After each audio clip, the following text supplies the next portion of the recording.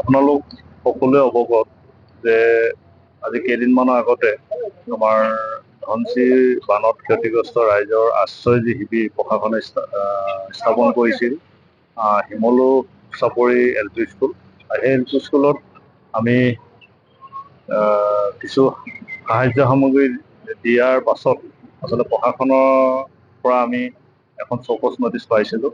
সেই চৌকছ নটিচখনৰ এগেইনষ্টত 3 দিনৰ ভিতৰত আমাৰ পৰা উত্তৰ বিচাৰিছিল আৰু সেই উত্তৰ দিবৰ কাৰণে আজি আমি এই চাৰ্কল অফিচত আমি আজি উপস্থিত হৈ তেখেতৰ যি চৌকছ নটিচ সেই চৌকছ নটিচৰ উত্তৰ আমি আজি তেখেতক 3 দিনৰ সময়সীমা আজি বান্ধি দিছোঁ। সেই 3 দিনৰ সময়সীমাৰ ভিতৰত আমি তেখেতক আজি প্ৰদান কৰিম।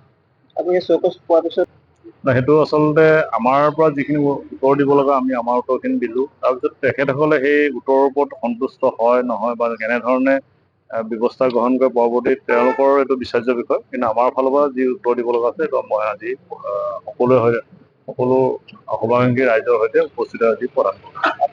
বান সাহায্য মই দি থাকিম, কিন্তু তেখেতসকলৰ যিটো পাৰ্মিশ্যনৰ যিটো প্ৰচিডিঅ'ৰ সেই প্ৰচিডিঅ'ৰটো মই ভাবোঁ শিথিল কৰাৰ প্ৰয়োজন আছে। কিন্তু মই আজি 3 দিনৰ আগত যেতিয়া বান সাহায্যৰ দিবৰ কাৰণে যিটো এপ্লিকেশ্যন দিছিলোঁ সেই এপ্লিকেশ্যনত বহুতখিনি কণ্ডিশ্যন তেওঁলোকে দিছিল। হৈছে সেই তেনেধৰণৰ কণ্ডিশ্যন তেওঁলোকৰ কণ্ডিশ্যন দিছে যে মই কেতিয়া দিম, ক'ত দিম আৰু কিমান পৰিমাণৰ দিম আৰু কি দিম, ইমানখিনি তথ্য আচলতে সাহায্য প্ৰদান কৰাৰ ক্ষেত্ৰত অলপ জটিলতা আছে। মই ভাবোঁ সেইখিনি জটিলতা শিথিল কৰিব লাগে।